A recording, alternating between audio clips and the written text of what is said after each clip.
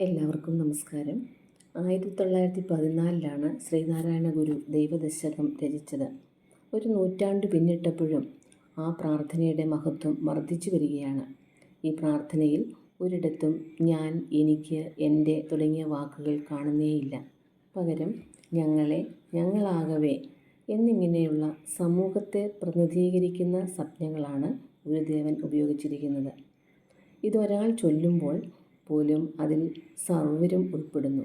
മാത്രമല്ല, ശത്രുമിത്ര ഭേദചിന്തകളില്ലാതെ ഏകലോക സാഹോദര്യം സ്ഫുരിച്ചു നിൽക്കുന്ന വാക്കുകളാണ് ഈ പ്രാർത്ഥനയിലുടനീളം ഉള്ളത്.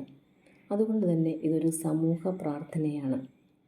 ദൈവദശകത്തിലെ 2-ാമത്തെ ശ്ലോകത്തിൻ്റെ അർത്ഥം നമുക്കൊന്ന് മനസ്സിലാക്കാം. ശ്ലോകം ഇപ്രകാരമാണ്: ഒന്നൊന്നായി എണ്ണി എണ്ണി തൊട്ടെണ്ണും പൊരുളൊടുങ്ങിയാൽ നിന്നിടും ദൃക്കുപോലുള്ളം നിന്നിലസ്പന്ദമാകണം. നമുക്കതിനെ ഒന്നുകൂടി പറയാം.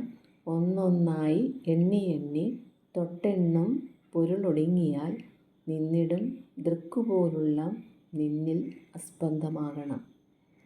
തൊട്ടെണ്ണം പൊരുൾ കണ്ണുകൊണ്ട് തിട്ടപ്പെടുത്താവുന്ന പ്രാപഞ്ചിക ദൃശ്യങ്ങൾ, അതായത് ഭൗതിക വസ്തുക്കൾ. ദൃക്കെന്നാൽ ബാഹ്യനേത്രം, ഒടുങ്ങുക, അവസാനിക്കുക അല്ലെങ്കിൽ നശിക്കുക. ഉള്ളം അന്തരംഗം അഥവാ മനസ്സ്.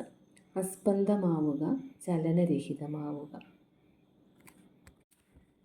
ഈ ദൃശ്യപ്രപഞ്ചത്തെ ഒന്നൊന്നായി പരിശോധിച്ചാൽ ഇന്ദ്രിയങ്ങൾ കൊണ്ട് അറിയാവുന്ന വസ്തുക്കൾ കേവലം പ്രതീതികൾ മാത്രമാണെന്ന് മനസ്സിലാവും. കണ്ണുകൊണ്ട് കാണാവുന്നതും അറിയാവുന്നതുമായ പ്രപഞ്ച ദൃശ്യങ്ങളെ ഓരോന്നായി തൊട്ടെണ്ണി മാറ്റിക്കഴിഞ്ഞാൽ പിന്നെ കണ്ണിന് മറ്റൊന്നും കാണാനില്ലാത്തതിനാൽ നിശ്ചലമായിത്തീരുന്നു.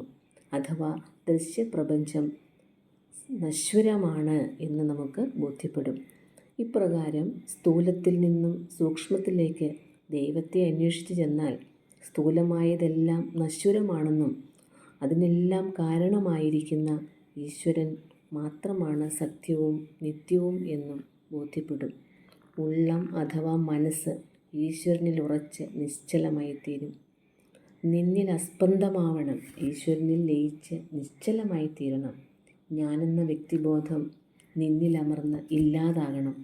ഈ അവസ്ഥ ഞങ്ങൾക്കുണ്ടാകണം എന്ന അപേക്ഷയാണ് 2-ാമത്തെ ശ്ലോകത്തിലൂടെ ഗുരുദേവൻ പറഞ്ഞു തരുന്നത്.